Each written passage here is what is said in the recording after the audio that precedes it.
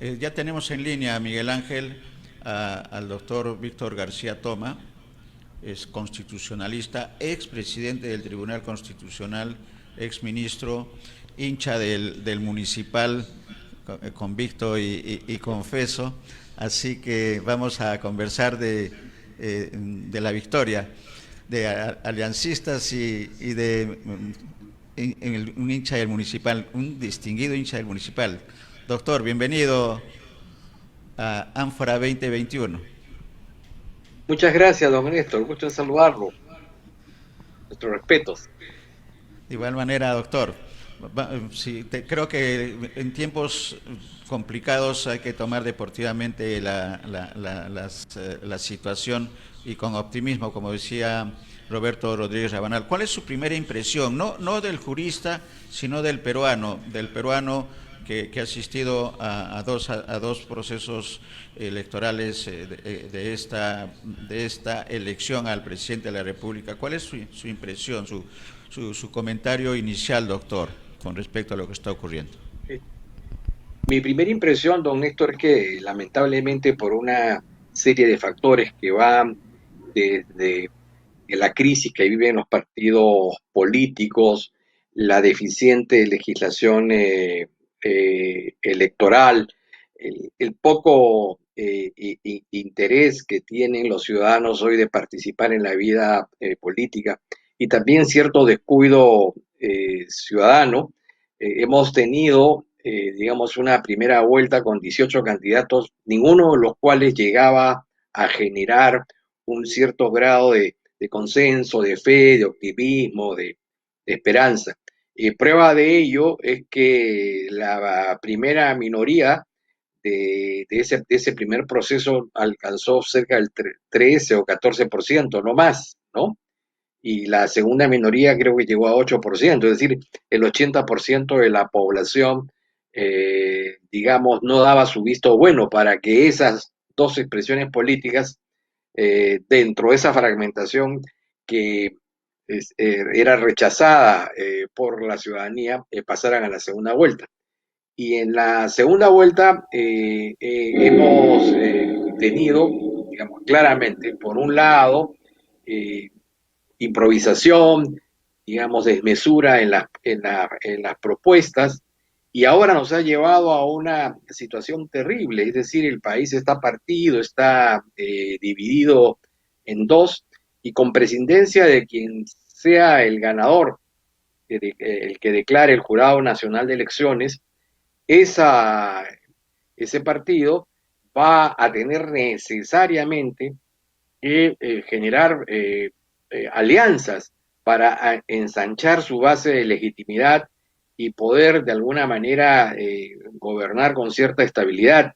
Y por otro lado, por la conformación de un parlamento también fragmentado, pero además con gente muy inexperta, eh, y dentro de un clima de tensión, se va a requerir, digamos, niveles muy altos de coordinación y de cooperación mutua, sacar adelante una agenda legislativa dentro de un marco de programas y acciones gubernamentales que sean convenientes y provechosos para el país.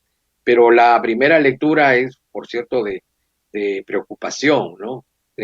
Sobre un futuro cercano poco propicio. Totalmente de acuerdo, coincidimos con la apreciación y de lo que se trata es de buscar las mejores salidas. Vamos a compartir la entrevista, doctor, si nos permite, con Miguel Ángel, que está en el estudio de Magdalena. Miguel Ángel, adelante. ¿Cómo está, doctor García Toma? Qué gusto de ¿Cómo le va, don saludarlo. Miguel? Gusto de saludarlo. Aquí estamos, también Estamos con la preocupados como dupla ustedes. Chale.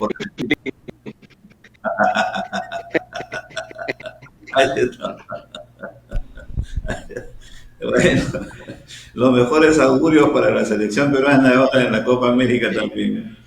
sí, Así que, ojalá. bueno, el panorama se ha complicado además un poco porque no sé por qué extraña razón le están asignando una función pública al novelista Mario Vargas Llosa y ese tema está siendo puesto en discusión, en debate, con un enfrentamiento tremendo en el Congreso de la República. O sea que el presidente no puede llamar, se le puede llamar a Víctor Delfín, gran escultor peruano, se le ocurre llamar a otro personaje, a Gastón Acurio, y habla con él. Entonces esto significa que el presidente está confabulando, está propiciando un fraude contra Keiko Sofía Fujimori.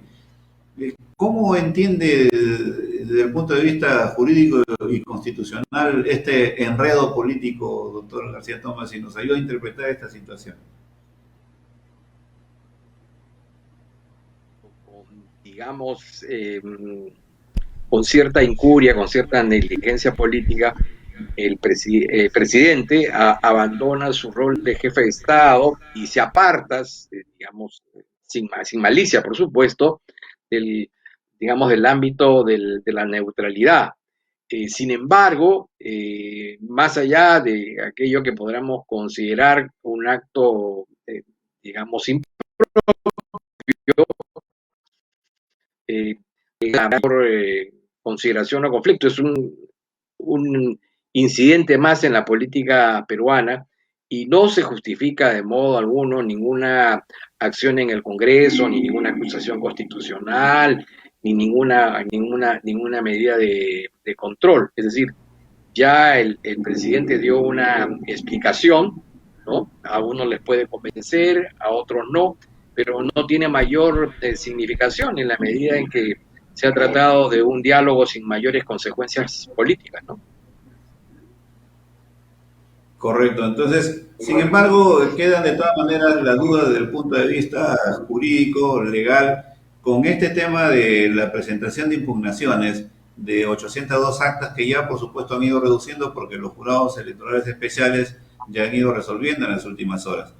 Pero se quiere dar a entender que ha habido un fraude en toda la línea, un fraude que significa pues que también los organismos electorales hayan confabulado junto con los veedores internacionales, así como también la Defensoría del Pueblo y el propio Ministerio Público. Ese es este escenario al que nos están llevando. Yo creo que le daño a la democracia, en primer lugar, de ambos lados, ¿no? El primero, el declararse ganador de una contienda electoral, situación que solo le corresponde al Jurado Nacional de Elecciones una vez que haya concluido el proceso, es decir, cuando no solamente hayan escrutado las actas, que ya están casi por concluir, sino que además haya dado una determinación en cuanto a las observaciones generadas por la OMPE, los pedidos de nulidad, las impugnaciones en mesa que hayan formulado personeros. Cuando haya concluido eso, el jurado expedirá una resolución declarando un ganador y a partir de ese momento, digamos, tendremos, digamos, listo para el acto de juramentación, que será el 28 de julio, al nuevo presidente de la República. Antes de eso es apresurado.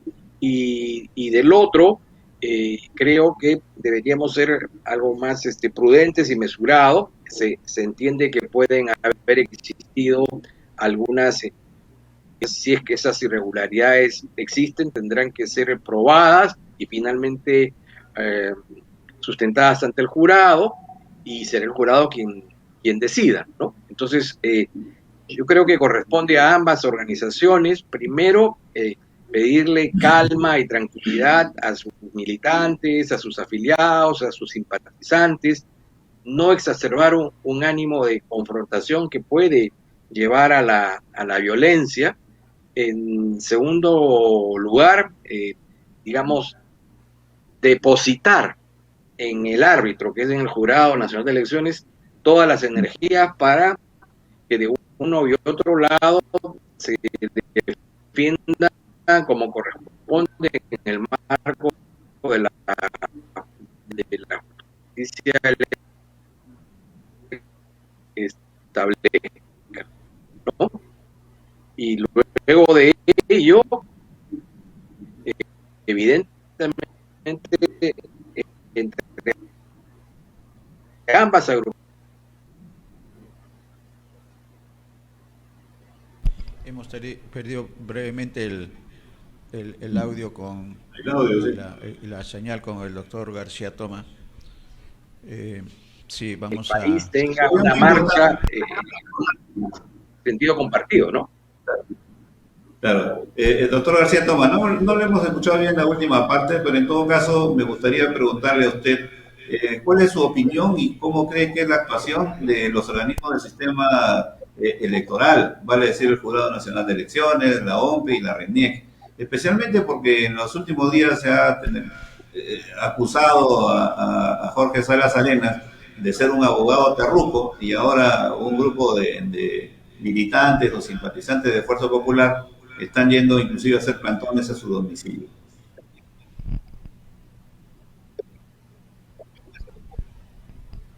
Bueno, es objetivo que el señor Salas Arenas en su apareció a una organización estudiantil de izquierda o de extrema izquierda, que incluso él mismo lo ha reconocido.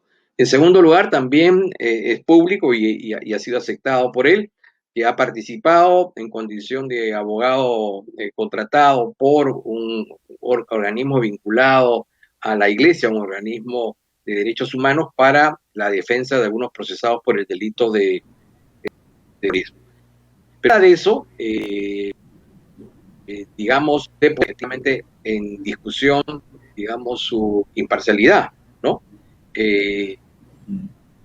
Se puede haber cuestionado algunas decisiones en cuanto digamos, a partidos que intentaron postular y en base al doble voto que de manera accidental le correspondió asumir, quedaron excluidos del proceso, pero eso no pasa de una crítica, ¿no? Eso pasó con Perú Nación, pasó con el Partido Aprista, pasó con el Frente Esperanza, incluso con la área de Acción Popular. Y en efecto, de alguna manera, eso pudiera haber afectado parcialmente el proceso. Pero ya de cara, digamos, a esta última etapa, no se evidencia de parte de ninguno de los miembros del jurado ninguna situación de parcialidad. Eso lo veremos justamente en los próximos días cuando se realicen las audiencias de pleno públicas.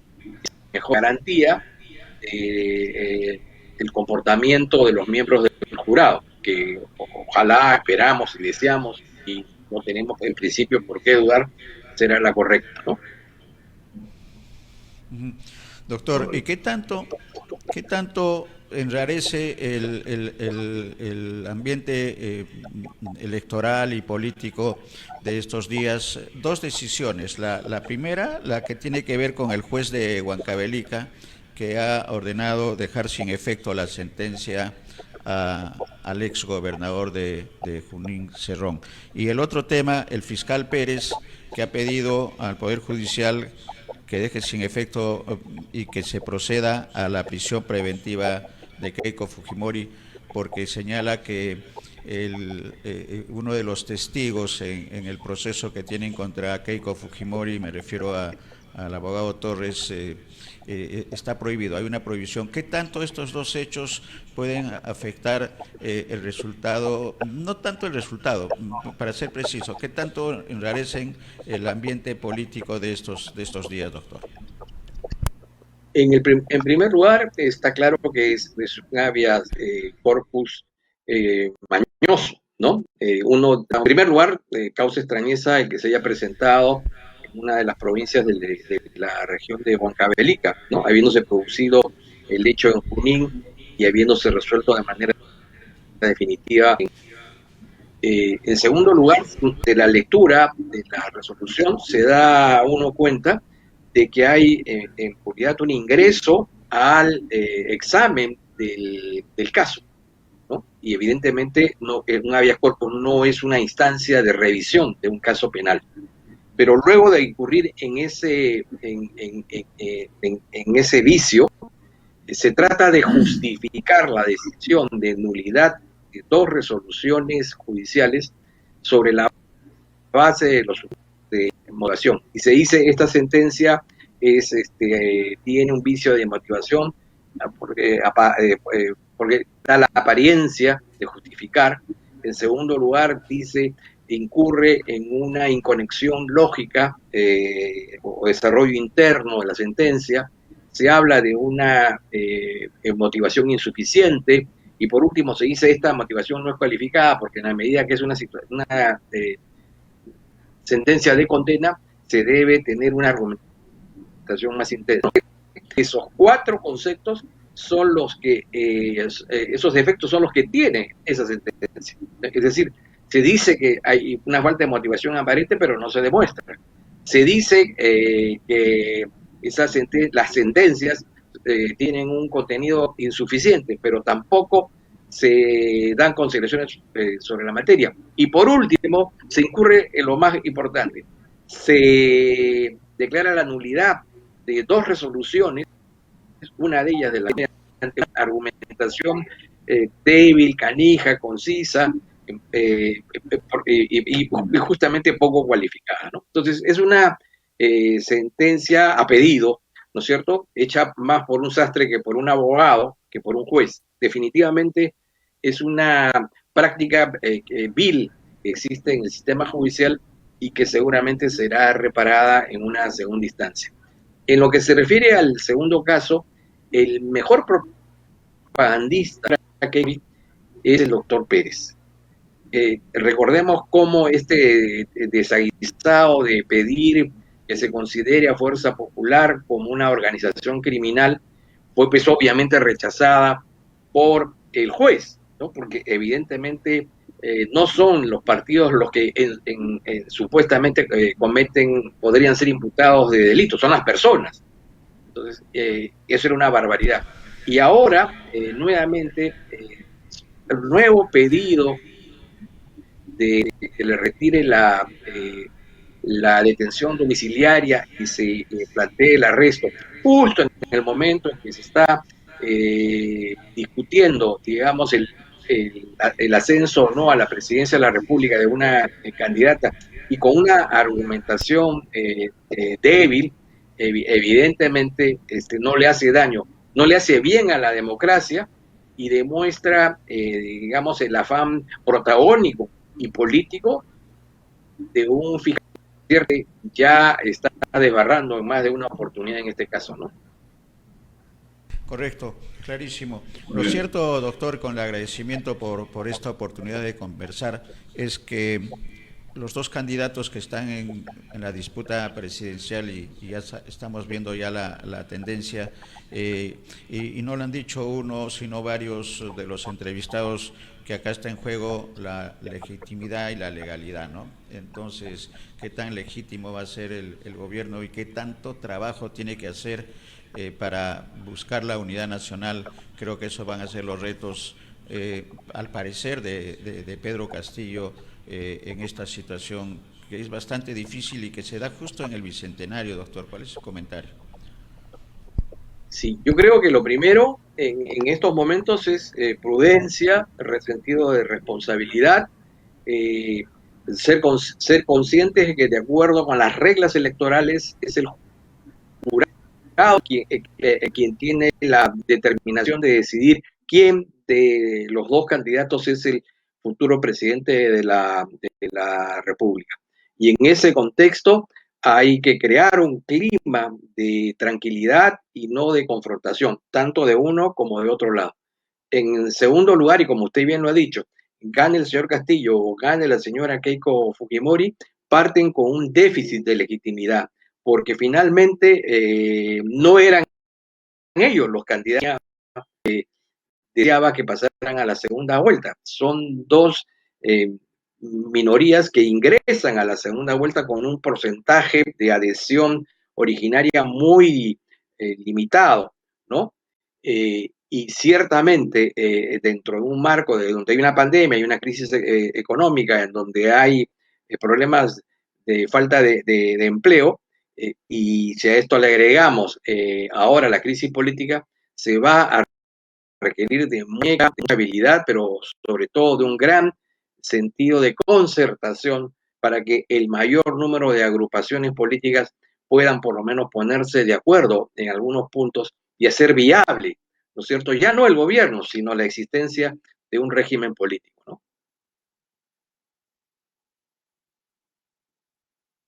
Vamos a seguir muy bien, gracias, doctor García Tomás. Sí, muchas gracias. Gracias también a usted, doctor, muy amables.